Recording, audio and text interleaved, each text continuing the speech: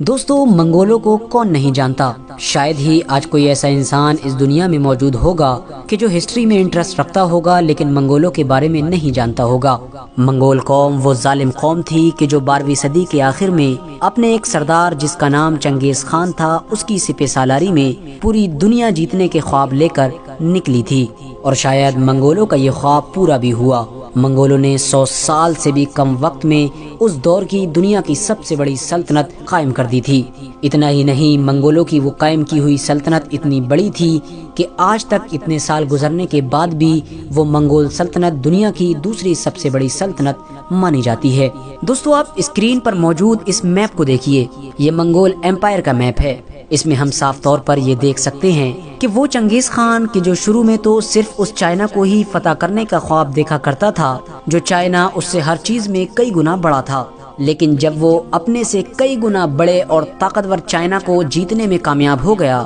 تو اس کے حوصلے اتنے زیادہ بلند ہو گئے کہ وہ چائنا سے سیدھا یورپ کی طرف نکل پڑا اور راستہ میں آنے والے ہر شہر کو فتح کرتا چلا گیا، ہر شہر میں تباہی مچاتا چلا گیا۔ اور پھر کچھ وقت کے بعد آخرکار وہ دن بھی آ گیا کہ جب چنگیز خان اور اس کی اولادوں کی محنت کی وجہ سے اس کی یہ سلطنت چائنا سے لے کر یورپ تک پھیل گئی، یعنی آسان لفظوں میں کہیں تو آدھی دنیا پر ان کا راج ہو گیا تھا۔ اور یہ سب کچھ ممکن ہو پایا تھا ان کی جنگلی اور ظالم قسم کی فوج کی وجہ سے۔ اس کی فوج اتنی ظالم تھی کہ وہ جس علاقے کو بھی جیت لیا کرتی تھی اس علاقے میں بھرپور تباہی مچا دیا کرتی تھی۔ شہر کو آگ لگا دی جاتی تھی، شہر میں رہنے والے کسی بھی انسان کو نہیں بخشا جاتا تھا، یہاں تک کہ بچے، بوڑھے، عورتوں پر بھی یہ لوگ رحم نہیں کیا کرتے تھے۔ بلکہ حیرانی کی بات تو یہ تھی کہ یہ جیتے گئے علاقے کے جانوروں تک کو نہیں بخشتے تھے اور اس علاقے کے سارے کھیتوں، ساری ہریالیوں میں آگ لگا دیا کرتے تھے۔ یعنی یہ لوگ کسی بھی شہر کو اس مقصد سے نہیں جیتا کرتے تھے کہ شہر کو جیتنے کے بعد وہ لوگ اس شہر میں ایک اچھی سلطنت قائم کریں گے، بلکہ ان کا مقصد صرف اور صرف ایک ہی ہوا کرتا تھا، اور وہ یہ تھا کہ اس شہر کے سارے مال کو لوٹ لینا اور اس شہر میں رہنے والے ہر انسان کو قتل کر دینا۔ دوستو، صرف اتنا ہی نہیں، یہ لوگ جنگ جیتنے کے بعد صرف اپنے مزے یعنی منورنجن کے لیے مارے گئے لوگوں کی کھوپڑیوں کے مینار بنایا کرتے تھے۔ چائنا اور اس جیسی اس دور کی مضبوط ریاستوں کے ساتھ ساتھ اس دور کی سب سے ڈیولپ سٹی یعنی بغداد میں ان لوگوں نے ایسی تباہی مچائی تھی کہ جس تباہی کا اندازہ آج بھی آپ لوگ اس شہر میں جا کر لگا سکتے ہیں۔ ایک بار منگول جس بڑے شہر پر حملہ کر دیا کرتے تھے وہ ان کی تباہی کی وجہ سے 200-300 سال پیچھے چلا جایا کرتا تھا۔ یعنی ہم لوگ یہ کہہ سکتے ہیں کہ اس دور میں خوف اور ڈر کا دوسرا نام ہی منگول تھا۔ منگولوں کا نام سنتے ہی لوگ کانپنے لگتے تھے۔ لیکن دوستو، اب سوال یہ ہے کہ آخر وہ منگول قوم کہ جس نے آدھی سے زیادہ دنیا کو جیتا اور آدھی سے زیادہ دنیا میں تباہی مچائی،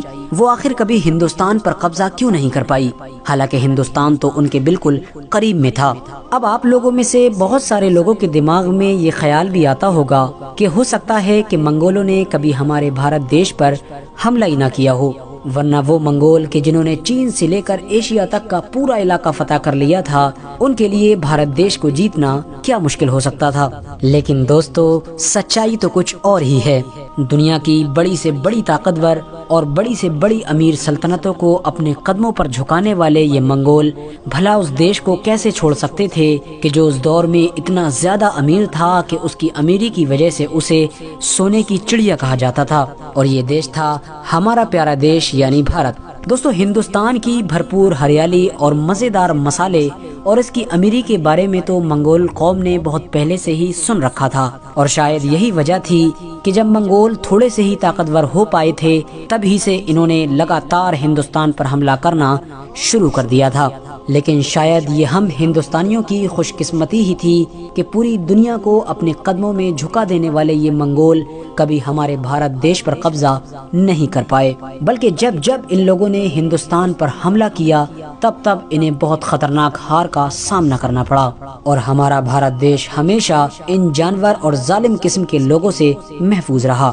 لیکن دوستو، اب سوال یہ ہے کہ آخر منگول کبھی ہمارے بھارت دیش کو جیت کیوں نہیں پائے؟ آخر وہ کون انسان تھا کہ جو پوری دنیا میں تباہی مچانے والی منگول فوج اور ہمارے دیش بھارت کے بیچ میں ایک دیوار بن کر کھڑا ہو گیا تھا، اور منگول لاکھ کوششوں کے باوجود بھی کبھی اس انسان کو اپنے راستے سے نہیں ہٹا پائے تھے؟ تو دوستو میں بات کر رہا ہوں 1296 عیسوی میں دہلی سلطنت کے تخت پر بیٹھنے والے سلطان کی، جنہیں آج دنیا سلطان علاء الدین خلجی کے نام سے جانتی ہے۔ دوستو ویسے تو منگولوں نے علاء الدین خلجی کے دور سے پہلے ہی ہمارے ہندوستان پر حملے کرنا شروع کر دیے تھے، اور ان کے یہ حملے علاء الدین خلجی کے دور کے بعد بھی جاری رہے تھے، لیکن منگولوں کے ان سارے حملوں میں سے جو مین حملے تھے، یعنی خطرناک حملے کہ جن حملوں کو منگولوں نے پوری طاقت کے ساتھ اور بڑی فوج کے ساتھ کیا تھا، وہ صرف اور صرف علاء الدین خلجی کے دور میں ہی کیے گئے تھے۔ اور شاید یہی وجہ ہے کہ آج بھی پوری دنیا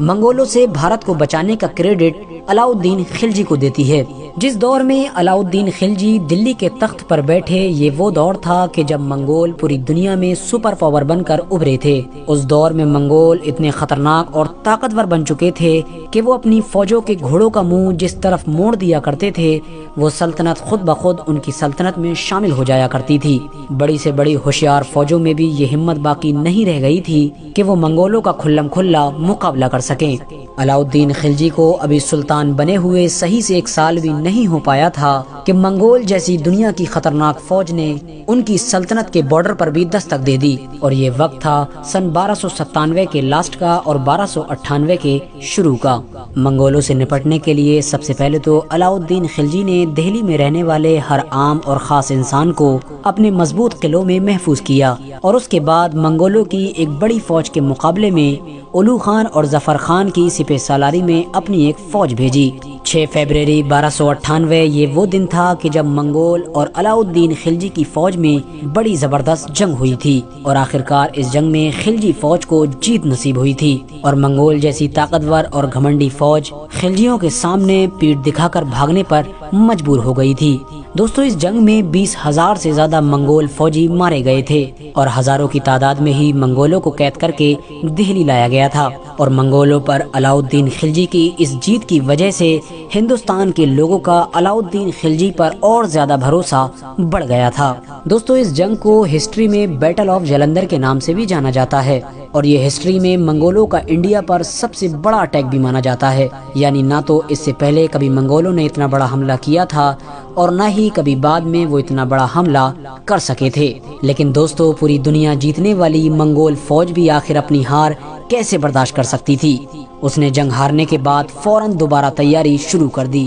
اور 1 سال سے پہلے ہی یعنی کچھ مہینوں کے اندر ہی 1298 کے لاسٹ میں ہی وہ اپنی ایک بڑی فوج لے کر پھر سے خلجیوں پر اٹیک کرنے کے لیے ہندوستان دوڑے چلے آئے۔ اس بار بھی علاء الدین خلجی نے اپنے سب سے ہوشیار اور پسندیدہ سپہ سالار یعنی ظفر خان کو ایک فوج لے کر منگولوں کے مقابلے کے لیے بھیجا، اور ظفر خان نے اس بار بھی علاء الدین خلجی کے بھروسے کو قائم رکھا۔ ظفر خان نے اس جنگ میں نہ صرف منگولوں کو بھاگنے پر مجبور کیا، بلکہ منگول فوج کے ہزاروں فوجی مارے گئے، اور ہزاروں پچھلی بار کی طرح ہی قید بھی کیے گئے۔ لیکن شاید گھمنڈی اور طاقتور منگول فوج نے بھی یہ سوچ رکھا تھا کہ وہ ہندوستان کو جیتے بغیر چین سے نہیں بیٹھے گی، اور شاید یہی وجہ تھی کہ وہ دوسری جنگ ہارنے کے بعد بھی صرف کچھ ہی مہینے کے اندر یعنی 1 سال سے بھی پہلے تیسرا اٹیک کرنے کے لیے ہندوستان میں گھستے چلے آئے۔ لیکن اس بار علاء الدین خلجی کے لیے حالات شاید اتنے اچھے نہیں تھے، کیونکہ علاء الدین خلجی کی فوج اس کی سلطنت میں الگ الگ حصوں میں بٹی ہوئی تھی،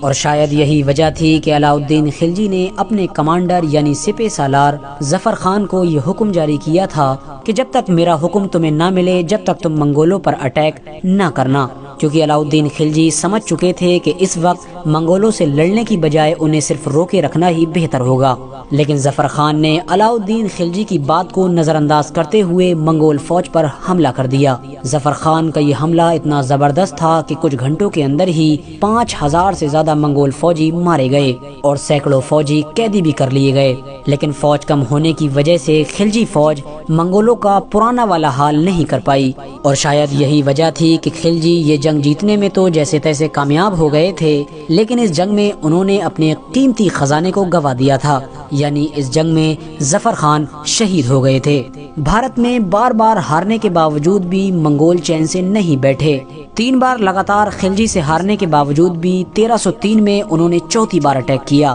اور کہا جاتا ہے کہ اس بار تو منگول فوج نے بڑی چالاکی سے کام لیا اور بھارت کے اندرونی راستوں سے ہوتے ہوئے دہلی تک جا پہنچے، لیکن دہلی تک پہنچ جانے کے باوجود بھی منگول کامیاب نہ ہو سکے اور آخرکار منگولوں کو ایک بار پھر علاؤالدین خلجی کے سامنے گھٹنے ٹیکنے پر مجبور ہونا پڑا تھا۔ اس کے بعد 1305 میں خلجی سلطنت پر منگولوں کی طرف سے 5واں اٹیک کیا گیا۔ خلجی نے اس بار بھی بڑی زبردست تیاری کر رکھی تھی۔ ایک بار پھر خلجی اور منگولوں کے بیچ امروہہ میں ایک بڑی زبردست جنگ لڑی گئی اور اس جنگ میں بھی ہمیشہ کی طرح منگولوں کو ہار کا سامنا ہی کرنا پڑا۔ یعنی کل ملا کر ہم یہ کہہ سکتے ہیں کہ علاؤالدین خلجی کے دور میں منگولوں نے ہندوستان پر قبضہ کرنے کی بھرپور کوشش کی تھی، لیکن وہ ہر بار ہی ناکام ہوئے تھے۔ یعنی ہمارے بھارت دیش کو منگولوں سے ہمیشہ محفوظ رکھنے کا کریڈٹ صرف اور صرف سلطان علاؤالدین خلجی کو ہی جاتا ہے۔ مگر افسوس آج کے دور میں کچھ فرضی کہانی اور موویز کے ذریعے سے اس بہادر اور ہوشیار اور عظیم الشان سلطان کو ایک عیاش اور قاتل بادشاہ کے طور پر دکھانے کی کوشش کی جاتی ہے، اور بدقسمتی سے کچھ لوگ ان لوگوں کے بہکاوے میں بھی آ جاتے ہیں۔ ایسے لوگوں سے میری ریکویسٹ ہے کہ وہ لوگ موویز کی بجائے ہسٹری کی پرانی سے پرانی بکس پڑھنے کی کوشش کریں۔ فی الحال دوستو آج کی اپنی ویڈیو کو ہم یہیں پر ختم کرتے ہیں۔ ویڈیو پسند آنے پر نہ صرف ویڈیو کو لائک کریں بلکہ اپنے فرینڈز کے ساتھ بھی ضرور شیئر کریں، اور اسی طرح کی ویڈیو ہمیشہ دیکھنے کے لیے ہمارے چینل کو سبسکرائب کر کے ساتھ ہی میں بیل آئیکن کو بھی پریس کر دیں۔